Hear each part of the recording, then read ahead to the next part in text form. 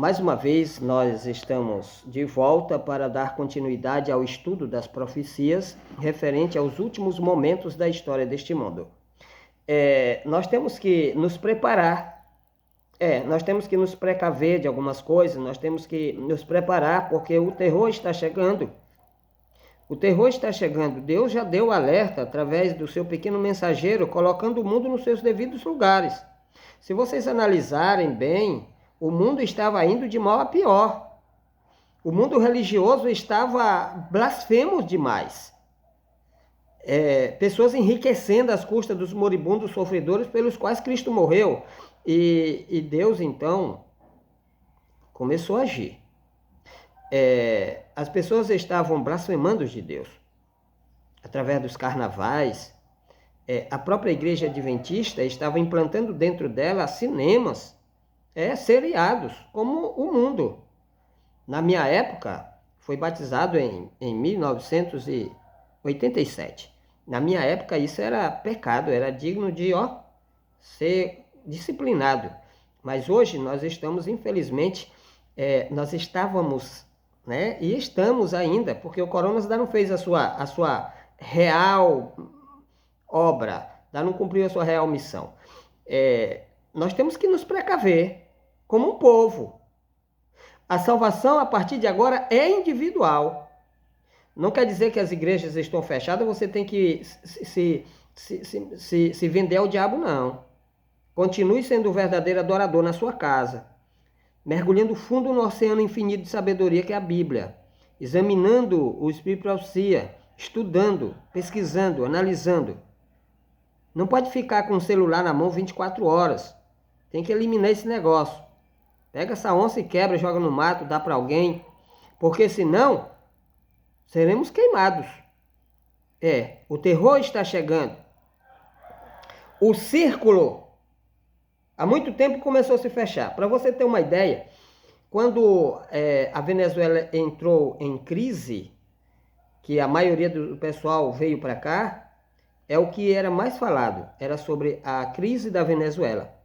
Pessoas passaram fome, pessoas aqui no Brasil perderam empregos, e assim sucessivamente. Mas quando o Corona apareceu, todo mundo esqueceu a crise da Venezuela. A crise da Venezuela se tornou algo insignificante em comparação com a crise agora apresentada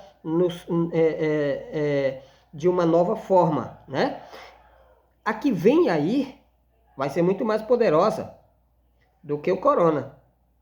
Porque o círculo está se fechando. O beco, cada vez que você anda, está se apertando mais. Até o mundo ser destruído.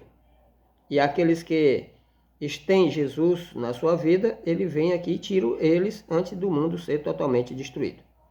E hoje nós vamos estudar sobre a rejeição da luz. Nós, como um povo adventista do sétimo dia, rejeitamos a luz que Deus nos concedeu. E por isso nós estamos no mesmo patamar das outras igrejas. Estamos com as portas fechadas. Oremos. Querido Deus, amado Pai, obrigado, Senhor, por estarmos vivos ainda. Muita gente já morreram, Senhor. Muitas pessoas já desceram ao pó. Tenha misericórdia de nós, Pai. Perdoa os nossos muitos pecados e nos desperta como igreja. Desperta o teu remanescente para que ele possa cumprir a missão. Te pedimos e te agradecemos pelo sangue do Cordeiro. Amém, Senhor. Amém. Amém. No capítulo 14 de Apocalipse, está registrado as 3 mensagens angélicas. A primeira chama a atenção do mundo para a hora do juízo. Essa mensagem foi pregada nos anos que antecederam 1844 por Guilherme Mille e seus companheiros, e depois, posteriormente, por Ellen White e seus companheiros. Chamando a atenção para a hora do juízo, para a guarda dos mandamentos e também para a guarda do Santo Sábado. Mas essa mensagem vai ter uma outra apresentação, porque ela tem como objetivo chamar a atenção para a hora do juízo. o juízo ele tem duas etapas. Em 1844 começou o julgamento dos mortos. Em breve, muito em breve, passará então, Jesus finalizará o julgamento dos mortos e iniciar-se-á o julgamento dos vivos. E essa mensagem vai ser mais uma vez pregada de uma forma poderosa, extraordinária. As pessoas que rejeitarem a primeira mensagem angélica, deixando de temer a Deus e de adorar aquele que é o Criador e mantenedor de todas as coisas, cai nas redes da segunda mensagem angélica. Caiu Babilônia. A pessoa que rejeita a luz cai em apostasia. As igrejas que antecederam 1844 rejeitaram a luz da volta de Jesus, pregada por Guilherme Miller e seus companheiros. Aí a segunda mensagem angélica, lançou a sentença. Caiu em apostasia. Babilônia aqui é um nome dado tanto à mãe como às filhas, não importa. E terá o seu clímax no cumprimento dessa mensagem, essa mensagem terá o seu cumprimento, o clímax do cumprimento agora nesses últimos dias. Bom, depois da segunda mensagem vem uma terrível mensagem, uma mensagem de uma advertência terrível contra a falsa adoração, contra a adoração da besta, da sua imagem e também advertindo o povo, aqueles que deixaram de receber ou vão deixar de receber o sinal de Deus para receber o sinal da besta. É uma terrível advertência ao mundo contra a falsa adoração. Se alguém adora a besta e a sua imagem, vai participar da ira divina, que é no caso as 7 últimas pragas, e será atormentado com fogo e enxofre na presença do Cordeiro, diante do Cordeiro e na presença dos santos anjos. E no verso 14, que é a mensagem angélica, está do 9 a 11. E no verso 12, apresenta exatamente o remanescente que vai apresentar ao mundo essa terrível advertência, essa mensagem. Aqui está a perseverança dos santos, os que guardam os mandamentos de Deus e têm o testemunho de Jesus. Esse é o povo, esse é o remanescente. O remanescente que verdadeiro guarda os mandamentos de Deus. Infelizmente, nós como igreja deixamos de lado os mandamentos de Deus há muito tempo. Vocês me perdoem, mas essa é a verdade. Nós não guardamos mais o sábado.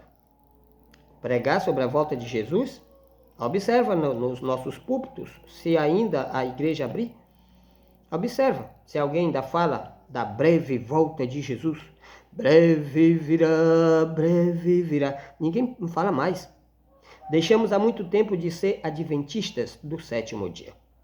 Nós transgredimos o Santo Sábado, começando pelos nossos líderes, pastores, navegando na internet 24 horas no dia de sábado.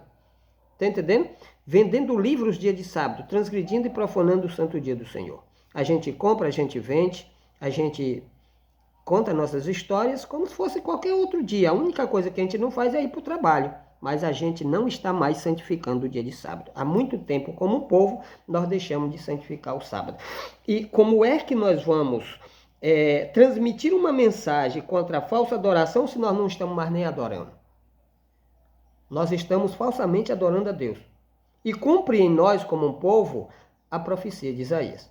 Este povo honra-me com os lábios, mas o seu coração está longe de mim, e em vão me adora, ensinando doutrinas que são preceito de homens.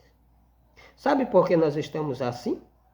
No mesmo patamar das outras igrejas, com as portas fechadas? Porque há muito tempo nós deixamos o nosso Senhor e Salvador Jesus Cristo. Lembra da primeira destruição de Jerusalém?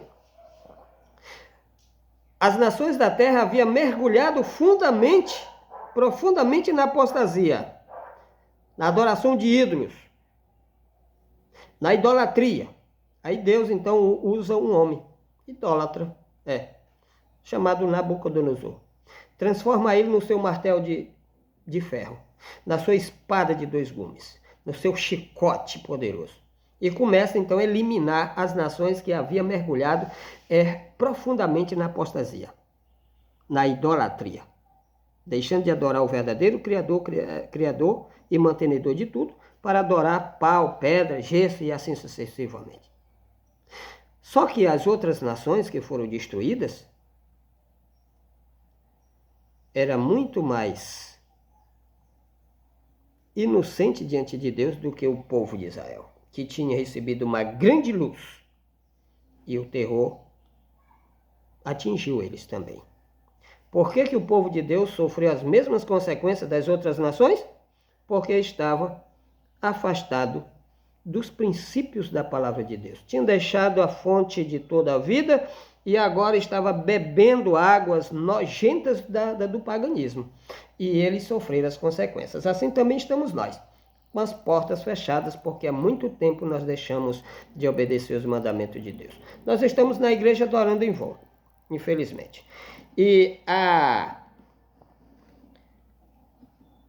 a terceira mensagem angélica, que deve ser pregada com força e muito poder no Espírito Santo nesses últimos momentos aqui, pelo remanescente, que é perseverante, fiel aos mandamentos e tem uma fé em Jesus, essa mensagem é contra a besta. Parece que nós, como um povo, parece que fizemos as pazes com o Papa. Porque quando eu aceitei a mensagem adventista, em 1987, a gente pregava essa mensagem. Pregava e pregava. Parece que hoje nós estamos fazendo as pazes com a igreja mãe. E eu fico horrorizado com isso. Nós estamos sofrendo as consequências como um povo porque nós deixamos de receber a luz que Deus enviou para nós. Pegamos emprestados interpretações demoníacas do mundo lá fora, de um tal de teologia, não sei de onde, e incorporamos dentro da igreja de Deus. Hoje, crente não estuda mais a Bíblia. É hebraico, grego, grego e hebraico. Deus escolheu uma garotinha chamada Ellen White, depois que casou, Ellen Golden, né? Ellen Armon Golden. Casou, aí tornou-se White. Foi uma menina extraordinária. Por quê? Porque tudo que ela escreveu e falou e pregava era aspirações e inspirações do Divino Espírito Santo de Deus. E eu nunca vi ela dizendo, olha, para me descobrir eu tive que ir lá para o grego, para o hebraico. Isso é coisas que o inimigo inventou para nos desencaminhar da verdade. Você vai ser julgado, meu irmão, pela Bíblia que você tem. Você sabe qual é a luz que nós rejeitamos? É a luz dos 7 reis. Nós estamos de portas fechadas, no mesmo patamar das outras igrejas, porque nós rejeitamos a luz que Deus nos concedeu.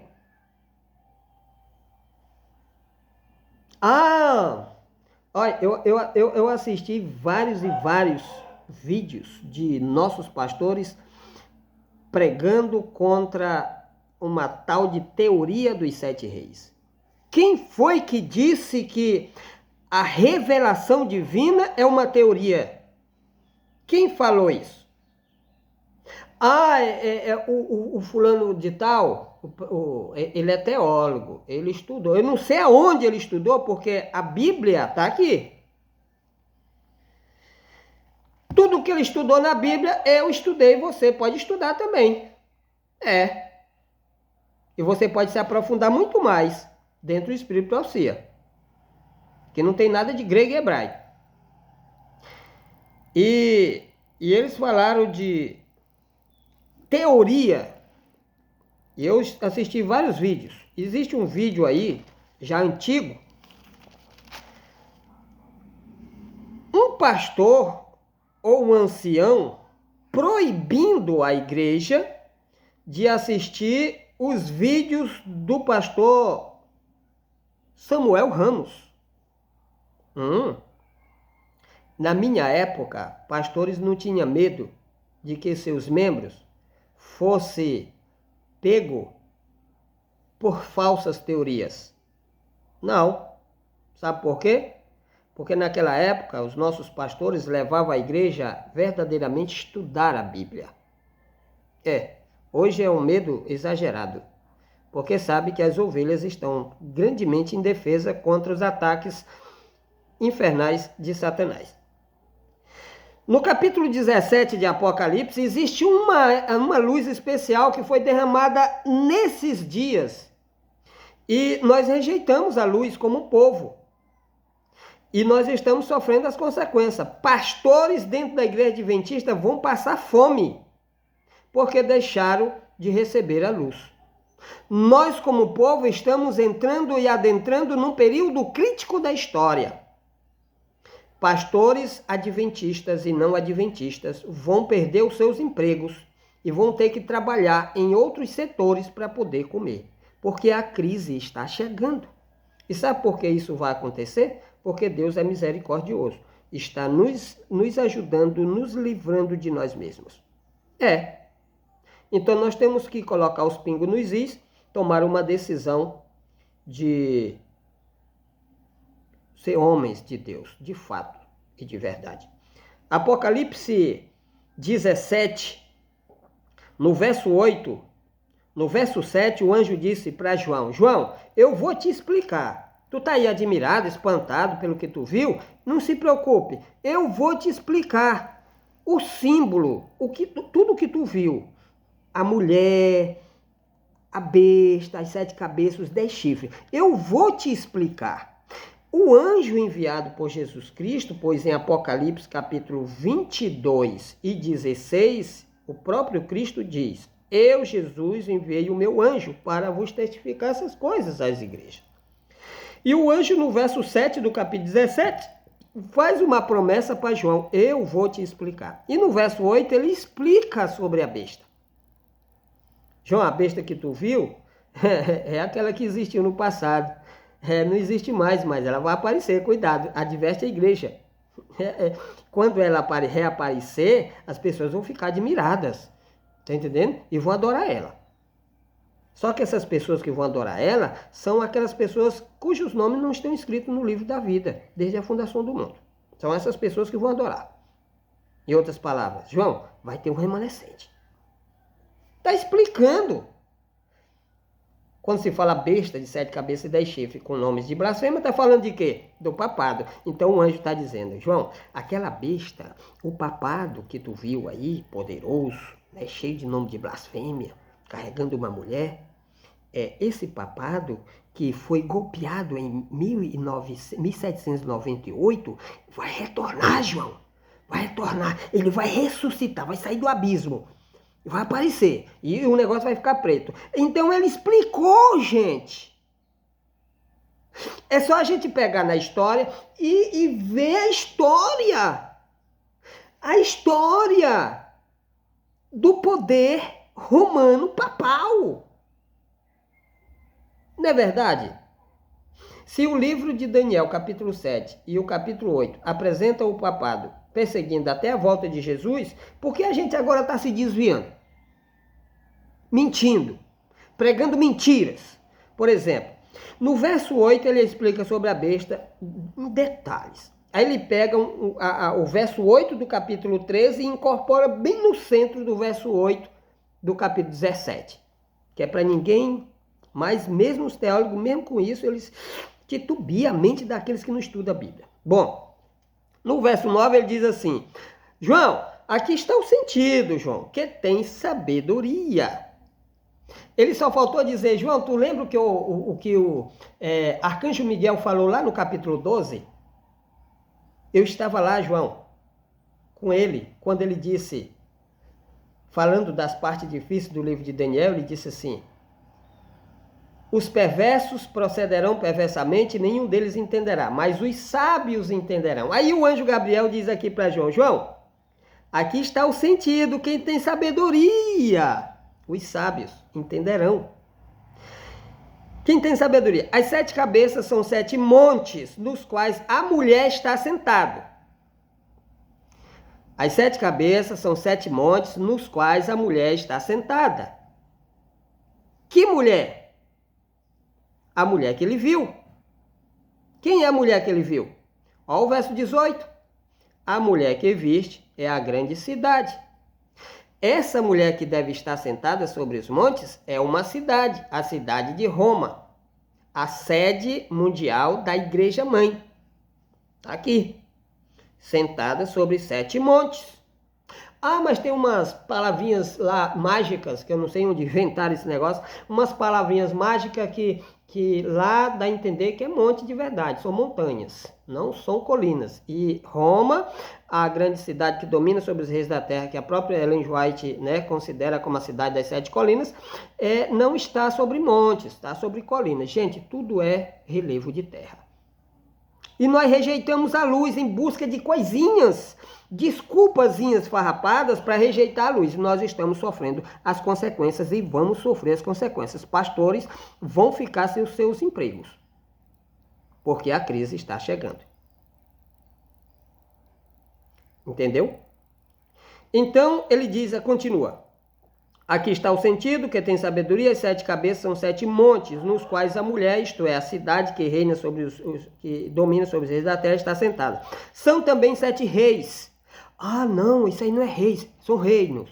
O anjo Gabriel não falou direito, não. Ele usou uma expressão errada, porque reis são homens, pessoas. E reino é um poder. Ele queria dizer reino. Então ele fugiu completamente do negócio. Reino é um poder, é um território aglomerado de pessoas dominada pelo rei. Ele não quis falar rei, pessoas. Ele queria falar reino, território. Você está entendendo o negócio aqui? Nós estamos rejeitando a luz. Você sabe por quê? Porque essa teoria, que não tem nada de teoria dos 7 reis, é uma revelação direta de Deus. Quem somos nós para rejeitar a história? No livro Eventos Finais, eu perdi o meu, não sei onde foi parar, diz que nós devemos ver o cumprimento da profecia através da história.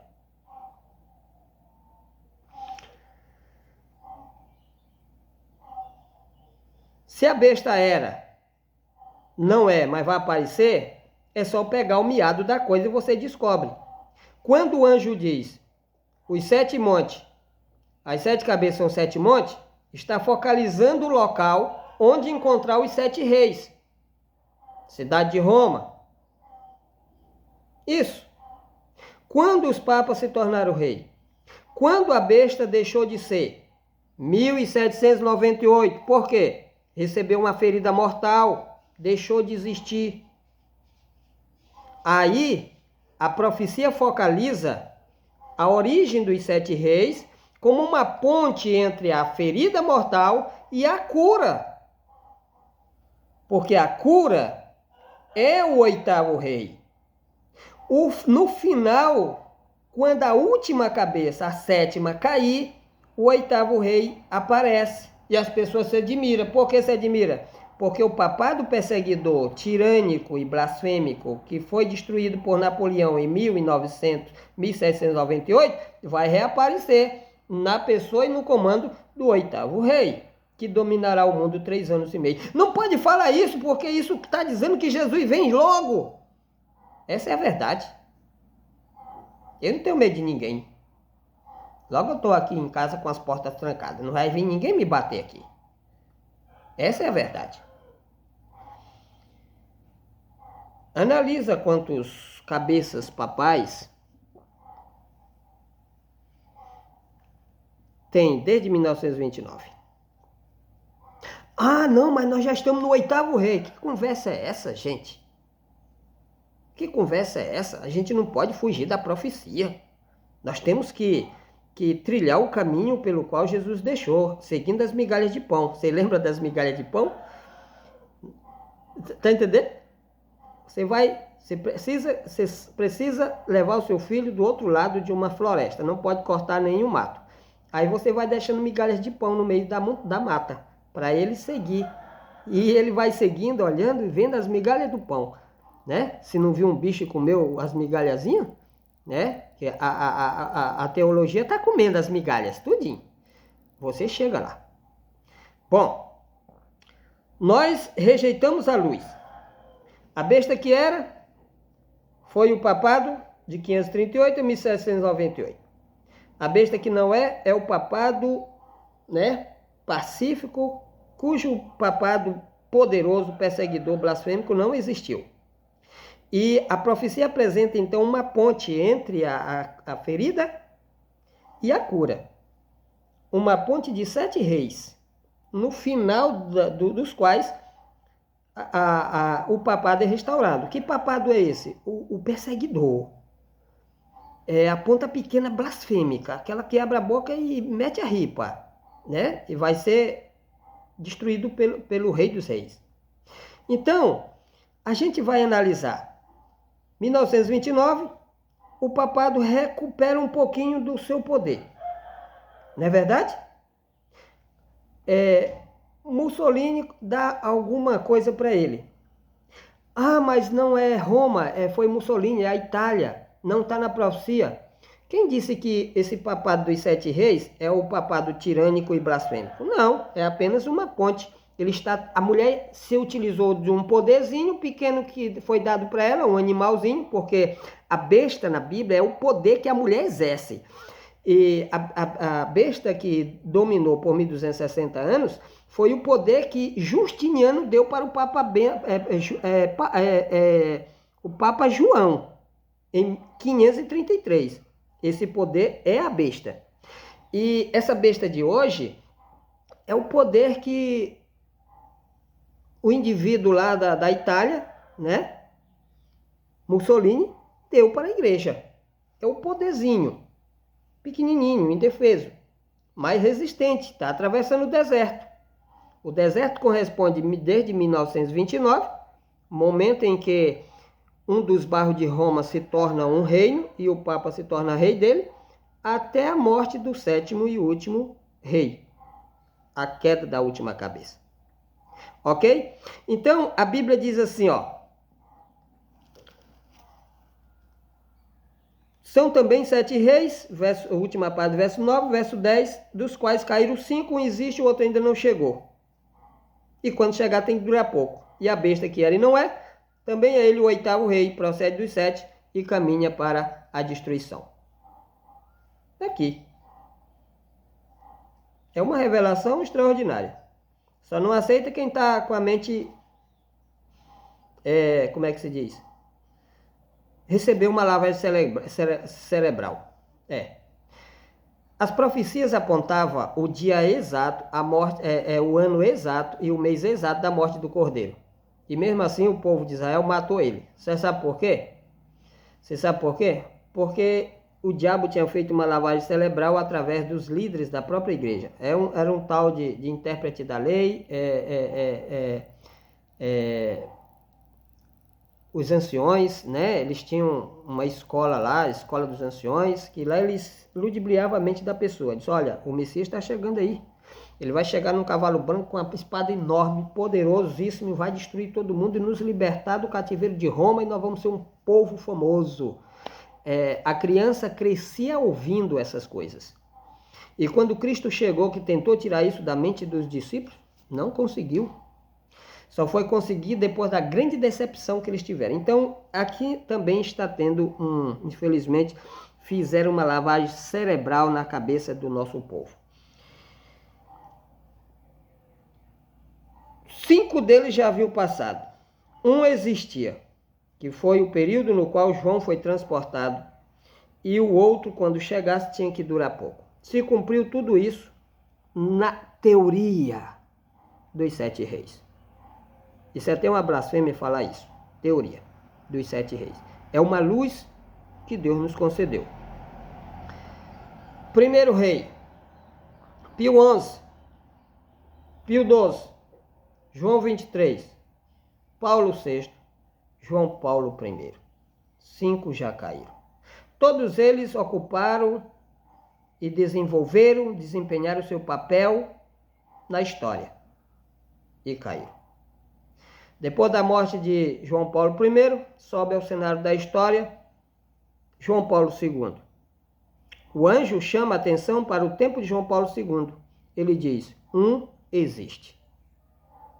Por quê? Porque foi exatamente no período correspondente ao reinado de João Paulo II que a profecia dos 7 reis começou a ser entendida.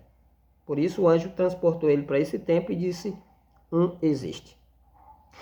E ele falou, o outro ainda não chegou, quando chegar tem que durar pouco. Essa profecia apontava para a 7ª e última cabeça. Dizia que quando essa cabeça chegasse o momento em que ela deveria governar o corpo do animal, da besta, que é o poder papal, ela devia durar pouco. Se essa cabeça tivesse caído, isto é, se o rei, o último dos 7, tivesse morrido, a profecia teria falhado. Ou seria de fato uma teoria, porque a profecia não falha. Mas ele não morreu. Por que teria falhado? Porque a 5ª cabeça, ele viveu só 1 mês, eu acho. Foi.